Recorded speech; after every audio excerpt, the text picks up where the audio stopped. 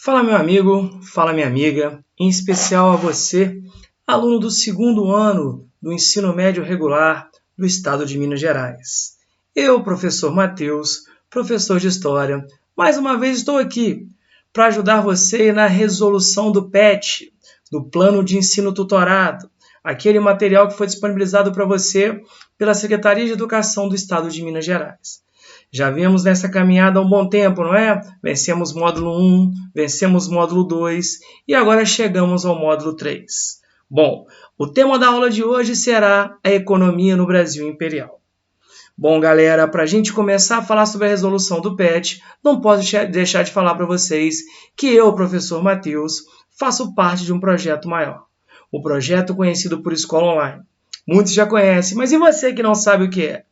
Tá brincando que não sabe? Bom, para quem não conhece, galera, o projeto Escola Online é um projeto onde eu e vários outros professores de disciplinas variadas oferecemos para vocês, além da resolução do PET, vários outros conteúdos. E você irá encontrar a Escola Online nas redes sociais, tanto no Instagram, quanto no Twitter, quanto no Facebook e aqui no YouTube. Bom, para você que está me assistindo agora e ainda não se inscreveu, vai lá, se inscreve no nosso canal, dá um like, ativa as notificações, porque como eu sempre digo, fazendo o canal melhor, eu posso ajudar mais vocês. É uma parceria mútua, você nos ajuda e nós ajudamos a vocês.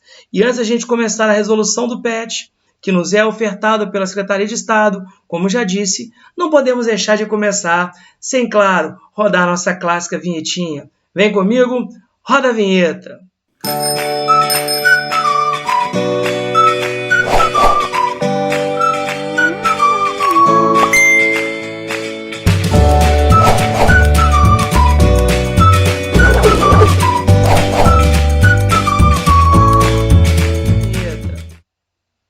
Bacana, né? Então agora a gente pode começar a ver do que se trata a disciplina de hoje, a aula de hoje, o conteúdo de hoje. Vamos lá, galera? Bom, para começar, vamos trabalhar alguns conceitos que nos foi dado. Primeiro conceito, liberalismo. Doutrina baseada na defesa da liberdade individual, nos campos econômico, político, religioso e intelectual, contra as ingerências e atitudes coercitivas, abusivas do poder estatal.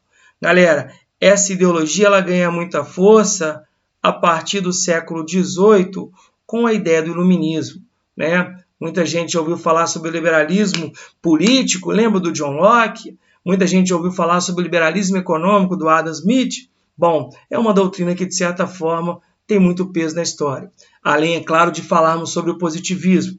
O positivismo foi um sistema criado pelo francês Auguste Comte, que se propõe a ordenar as ciências experimentais, considerando-as o modelo por excelência do conhecimento humano, em detrimento das especulações metafísicas ou teológicas, ou seja, de buscar o conhecimento através de um regramento, através de experimentos, que possam chegar a uma conclusão.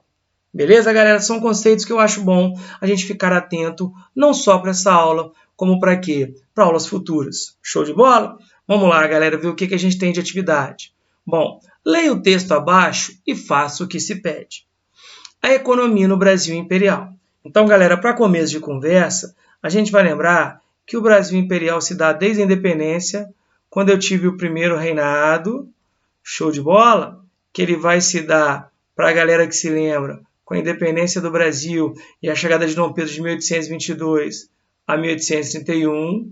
Nós temos a saída de Dom Pedro I e a impossibilidade de Dom Pedro II. Lembra da nossa última aula? Que é o período chamado de regência, de 1831 a 1840, que ele vai se encerrar quando, com 14 anos, através do golpe da maioridade, nós tivemos a posse de Dom Pedro II, que vai ficar no poder de 1840 até 1889. Show de bola? Então, quer dizer, é a ideia do Brasil Império. A forma como o Brasil foi inserido na economia mundial traçou alguns dos contornos da organização econômico-social, sendo geradora de desequilíbrios e desigualdades que se mantêm até hoje em nosso país. Então, a relação história do que aconteceu para o que a gente vive hoje, na desigualdade social, na nossa base econômica, mas vamos trabalhar com o texto. Apesar da diversidade econômica que a América Portuguesa apresentava no final do século XVIII, lembra, o Brasil passou pela economia açucareira, pela economia mineradora, paralelo nós tivemos a economia algodoeira, tivemos as drogas do sertão, cacau, né? Após a nossa independência política, em 1822, continuou a predominar no Brasil o modelo herdado do período colonial, baseado no latifúndio monocultor escravista.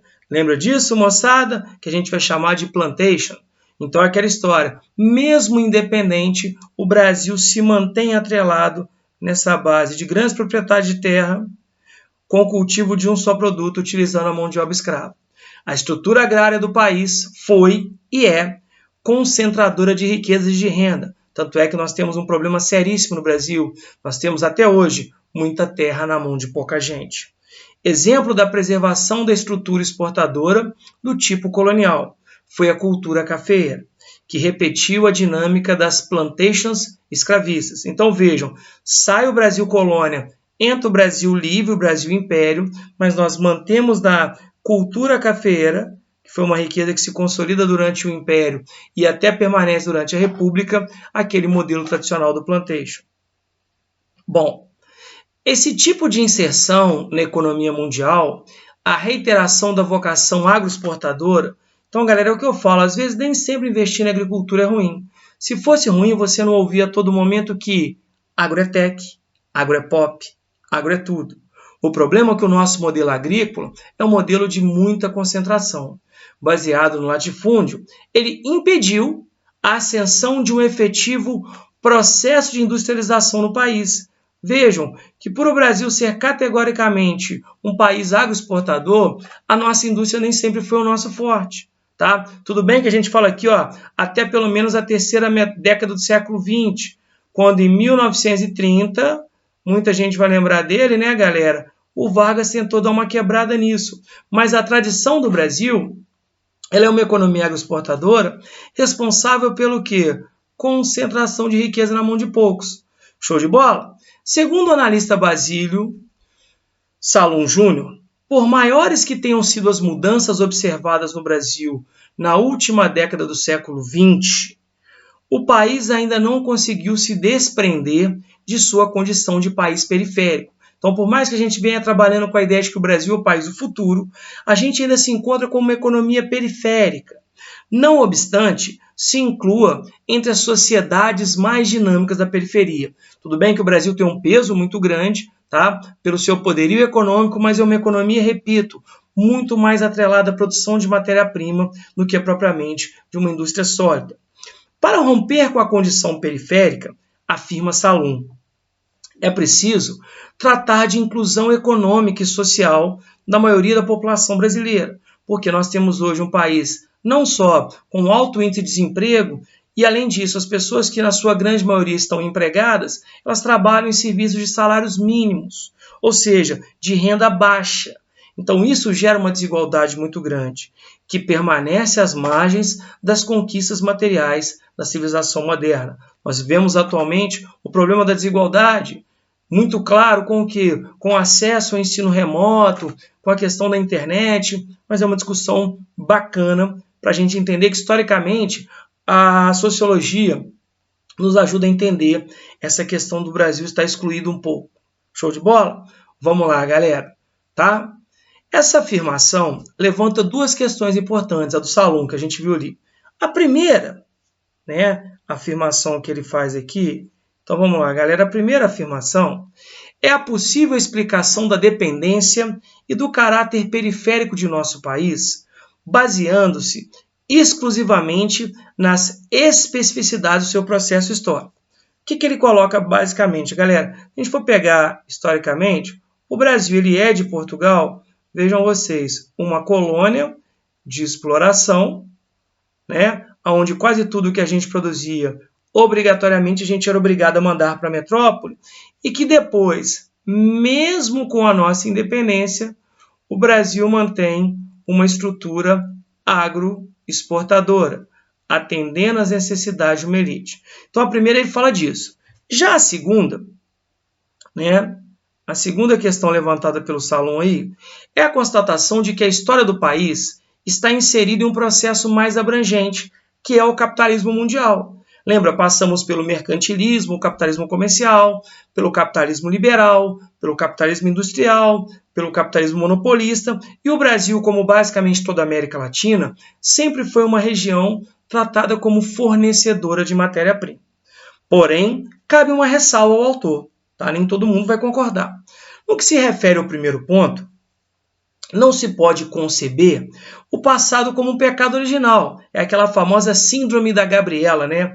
Eu nasci assim, eu cresci assim, eu sou sempre assim, eu não tenho condição de mudar, tá? Ou seja, alguma coisa que já nasce com o país. Se assim fosse, não se teria observado nenhuma mudança no Brasil desde o momento em que se iniciou o nosso processo de colonização. Nós vemos que houveram mudanças, mas infelizmente a base é mantida. Embora o passado possa ajudar a compreender e refletir sobre o presente, há de se tomar cuidado para não incorrer em simplificações históricas, fugindo sempre da ideia da inevitabilidade deste presente em razão do passado. Não custa reiterar que o Brasil hoje é uma potência emergente. Tanto é, se nós pararmos para pensar, você que estuda geopolítica já ouviu falar na formação dos BRICS. Lembra? Brasil, Rússia, Índia, China e África do Sul. Respeitado no cenário mundial.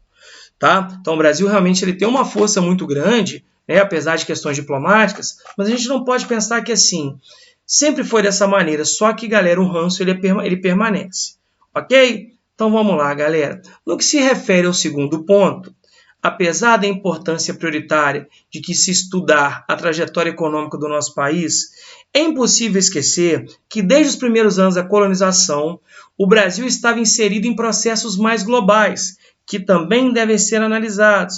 Ou seja, para você ter uma noção, o Brasil, quando descoberto, galera, a gente está num processo grandioso, chamado de grandes navegações.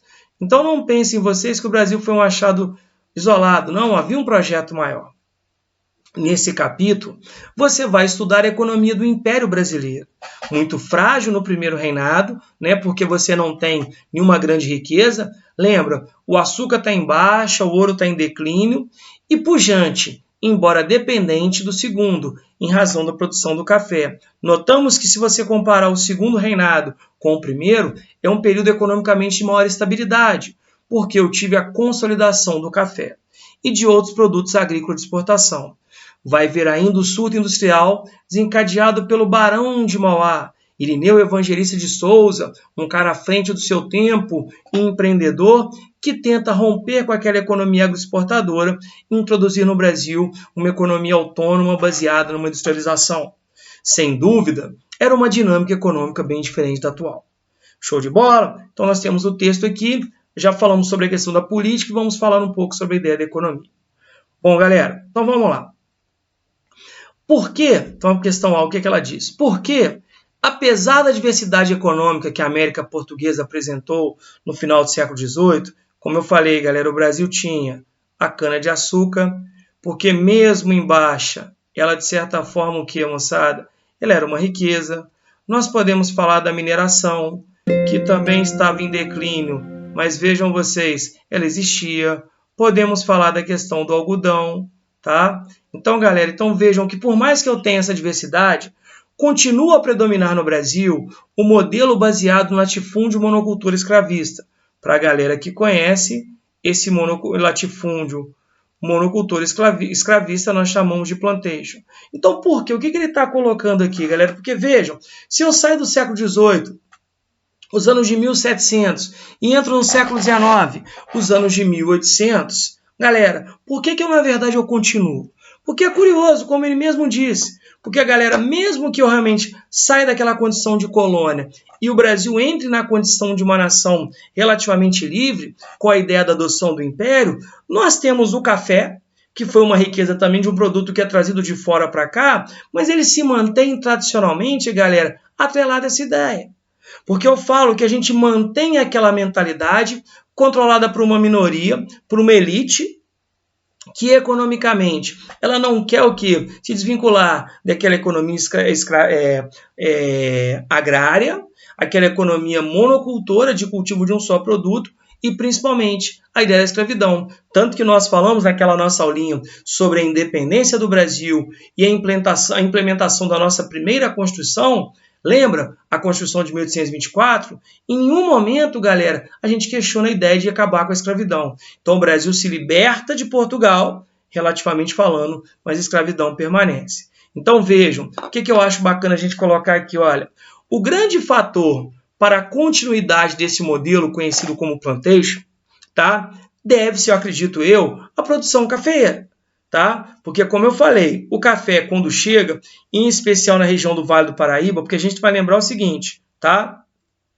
O café, ele na verdade é o seguinte, ele chega no Brasil, né? Finalzinho do século XVIII, quando ele é plantado de forma que artesanal na Floresta da Tijuca. E aí, galera, vejam vocês, tá? No século XIX, o café bomba, consolidando até o século XX. Lembrando que o café é uma riqueza que vem para a região sudeste e nós temos duas regiões. O Vale do Paraíba, né? Aquela região que compreende Minas, Rio, chegando até São Paulo. E depois o café, ele migra, né? Ele se consolida no Oeste Paulista, né? Eu costumo dizer que é o seguinte, né? Até mais ou menos 1850, tá? O café está no Vale do Paraíba e pós 1850 o café ruma para o Oeste Paulista, tá? Então você percebe que o quê? O café é uma riqueza que chega. Agora a gente tem que entender uma grande mudança aqui. O Vale do Paraíba, ele ainda tem no quê? Na mão de obra escrava, a escravidão como base. E aí como a gente começa a perceber, a partir do século XIX, pressões para o fim da escravidão, lembra das leis que nós falamos, as leis abolicionistas? A lei do que Eusébio de Queiroz, a lei do ventre livre, a lei do sexagenário até a lei áurea, então você já começa a ter a substituição pelo imigrante. Tá? Então eu falo que um grande erro é você manter o café, que é uma riqueza clássica, uma riqueza de muita importância, mas o que? Naquele modelo tradicional. Então a gente vai perceber, como eu disse, mesmo com a suposta independência do Brasil, que quando eu falei suposta é porque o Brasil fica livre de Portugal, com o português no poder. Mantemos a nossa estrutura cafeeira baseada no latifúndio monocultor escravista, que atendia ao mercado mundial, ou seja, uma produção que atendia à exportação. Show de bola? Então o que eu falo? A mentalidade ela é preservada e ela é difícil de se apagar, deixando sequelas. Show de bola? Então vamos lá, galera. Tá? Podemos ressalvar aqui, tá, que os produtores do café do Oeste Paulista, como eu acabei de falar aqui, eles introduzem o imigrante nas lavouras de café. Tá? Então se a galera depois quiser, deixa eu só ajudar vocês aqui rapidinho. Tá? Para depois você que quiser. Então, como eu falei aqui, ó, tá? Você percebe, tá? Que para ficar fácil, para depois você realmente o que fazer esse paralelo, só para depois você entender. Show de bola, você que acompanhou, você tem aqui base, né? Como eu falei, uma sugestão, não é uma resposta pronta, mas pode te ajudar. Show de bola, galera? Vamos lá, vamos dar sequência? Então, letra A, tranquilo. Vamos ver a letra B? Tá? O que fala a letra B aqui? Qual foi o obstáculo a ascensão de um efetivo processo de industrialização no país? Por que, galera, aqui a gente fala de história e geografia? Por que a indústria nunca foi o nosso forte? Apesar de alguns presidentes ao longo da República terem tentado, como Vargas fez, como JK fez, apesar de caminhos diferentes, como o próprio Mauá tentou, o que acontece, galera? Vejam, eu falei para vocês que toda vez que se pensava em um projeto mais audacioso, de tirar aquele ranço de economia agroexportadora, voltada para o mercado externo, tanto pressões internas como a grande elite latifundiária, né, que quando você fala hoje na política brasileira, dizem que o Congresso ele tem a bancada BBB, que é a bancada da Bíblia, que é uma galera muito forte do que da religião evangélica, a bancada o que, galera? A bancada da bala, que são os defensores do que? Da ideia do armamento da população brasileira, e a bancada do boi, os ruralistas. Então você percebe que até hoje é muito presente no Brasil essa ideia de uma economia agroexportadora ligada ao campo. Repito, não que a economia rural seja ruim, mas ficar só ligado a ela cria um certo atraso. Então eu falo que toda vez que se tentou, tanto as elites, o que, galera? As elites rurais, também o que na época, países que viam o Brasil como possível concorrente, vide o exemplo da Inglaterra, porque a Inglaterra foi uma das grandes responsáveis por boicotar o Mauá, porque o Dom Pedro II até tentou. Muita gente vai lembrar quando ele criou o quê? A tarifa Alves Branco. O que ele faz? Ele tentou, na verdade, aumentar os impostos para dificultar a entrada de produtos estrangeiros e fortalecer a indústria nacional. Só que isso acabou repercutindo negativamente e a Inglaterra pressiona o Dom Pedro a não deixar levar adiante. Tanto é que, para revogar a tarifa Alves Branco, veio a tarifa Silva Jardim. Mas vejam, o que eu coloquei aqui como sugestão de resposta? Por a gente estar inserido em uma dinâmica econômica que atendia ao mercado mundial, ou seja, nós sempre fomos uma nação agroexportadora, e galera, vejam, isso não é uma característica típica do Brasil, isso é típico de quase toda a América Latina.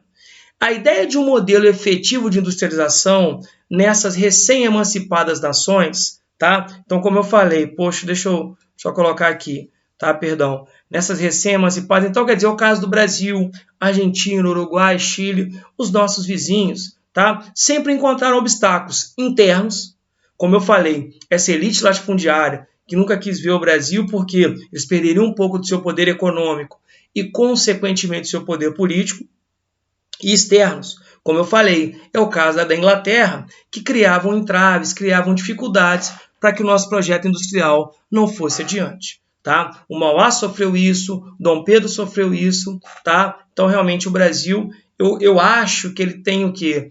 Que, de certa forma, porque igual eu falo, professor de história tem um pouco de preguiça com a história americana, mas eu tenho que às vezes pagar pau para a economia dos Estados Unidos, porque eles têm uma indústria forte e uma agricultura forte. O Brasil poderia pensar nessa ideia. Só que eu falo, é algo que tem que se trabalhar muito. Show de bola? Vamos lá? Então, galera, vem cá. Qual a posição do analista Basílio Salum Júnior acerca da economia brasileira? É o que eu falei, né? Ele realmente fala que o Brasil ele se encontra numa condição periférica, né? E dependente do mercado externo, e que, de certa forma, isso acaba tendo o quê, galera? Tendo reflexo na questão socioeconômica, né? É só você lembrar do texto que ele deixa isso muito claro, ok? Então, olha lá, galera, se a gente for pegar o texto, de acordo com o texto, a posição do analista Basílio Salum Júnior sobre a economia brasileira faz referência a sermos uma economia periférica, a gente não é uma economia central, com ampla dependência do mercado internacional. A gente tem que vender matéria-prima, às vezes, para comprar produto industrializado. É o caso do Brasil bater recorde de safra de café e comprarmos remédio, vendemos soja para comprarmos software, o que acaba por gerar graves sequelas sociais. Como eu falei, uma delas muito presente é a desigualdade social. Quando a gente percebe que o Brasil, as pessoas que trabalham, muitos inseridos no mercado formal, olha que eu não estou falando ainda da informalidade, acabam recebendo salários mínimos, que de certa forma dificultam que você tenha bens mínimos de consumo. Show de bola? Vamos lá, galera. Vamos ver a letra D. Quais são as duas questões importantes que se colocam a partir da posição de Basílio Salum? O que ele fala? A primeira, ele fala que o Brasil está nessa pela nossa especificidade histórica, por sermos, na verdade, colonizados por Portugal, e Portugal, desde muito tempo, manter o Brasil nessa condição de colônia de exploração. E a outra é quando ele fala o seguinte, que o Brasil também está nessa condição porque a gente está inserido numa economia mundial. Porque nossa condição de colônia, ela sustentava o quê, galera? A roda da economia mercantilista e mais tarde a economia o quê? Capitalista industrial. Então ele coloca duas questões. A primeira, de que o Brasil está nessa pela nossa especificidade histórica, e a segunda, que o Brasil está nessa pela questão de atender o mercado, a demanda mundial. Mesmo lembrando que o quê? Vão haver ressalvas, que nem todo mundo concorda. Porque senão, é aquela coisa, eu sou assim, eu não vou mudar. Tá? Então, olha lá, galera, o analista Salum Júnior levanta uma primeira questão referente à nossa condição de nação periférica e dependente, como ele mesmo coloca na questão da letra C, a questão específica da nossa história, ou seja, a especificidade. Como eu falei, nasci assim, sou sempre assim. A outra questão refere-se à ideia de que nossa história está intimamente ligada à demanda do mercado mundial. Que num primeiro momento atendíamos as metrópoles, depois o que? As nações, as economias centrais, tá? Fazendo com que na condição de colônia ou mesmo na condição de nação livre, quando o Brasil se torna independente, a gente continua a ser o quê? Uma economia agroexportadora, dependendo do mercado estrangeiro. Mesmo sabendo, repito, que a posição do Basílio Salum Júnior, ela é o quê, galera? Ela é criticada sim, né? Ela é contestada, gerando debates. Show de bola? Mas ele levanta essas ideias, de que na verdade se é presente até os dias atuais, tá? E não podemos negar que o que aconteceu no nosso passado reflete muito grave em nosso presente. Beleza? Vamos ver se tem mais. Deixa eu ver aqui. Ainda temos a letra E, a última, né, galera? É a última. Como caracterizar a economia brasileira no primeiro e no segundo reinado, tá? Galera, é só você lembrar que tanto na época de Dom Pedro I quanto Dom Pedro II, mesmo após a independência, galera, o Brasil mantém aquela estrutura da época colonial. Ou seja, o Brasil continua a ser uma economia de base agroexportadora, ou seja, de base latifundiária, produção de um só produto voltado para o mercado externo, ou seja, mantemos a ideia do plantation. Tá? Então, repara, a economia brasileira nesse período, que a gente pode incluir até mesmo o período regencial, como eu falei lá no início, é uma economia de base agroexportadora, dependente do mercado externo, com variações apenas na questão de mão de obra. Lembrando que eu falei para vocês, tá? Porque tudo bem que mesmo com o café, os primeiros produtores de café utilizam a mão de obra escravista, mas não há como negar a questão de que depois, diante de pressões internas e externas, eu começo a substituir pelos imigrantes. Lembra os italianos e alemães que vêm para cá? Mas a ideia quer dizer, galera, de que eu realmente saio da condição de colônia para ser uma nação relativamente livre, mas mantenho a minha estrutura econômica tradicional, pautada na ideia do, que a gente aprendeu, chamado de plantation. Show de bola, galera? Então, mais uma vez, eu agradeço a participação de vocês, agradeço a atenção, agradeço a colaboração. Não se esqueçam, né? Quem ainda não se inscreveu, vai lá, se inscreve no canal, ativa a notificação, porque, galera, vem coisa muito boa por aí. Show de bola? Então, galera, beijo no coração de cada um de vocês. Se cuidem, fiquem com Deus.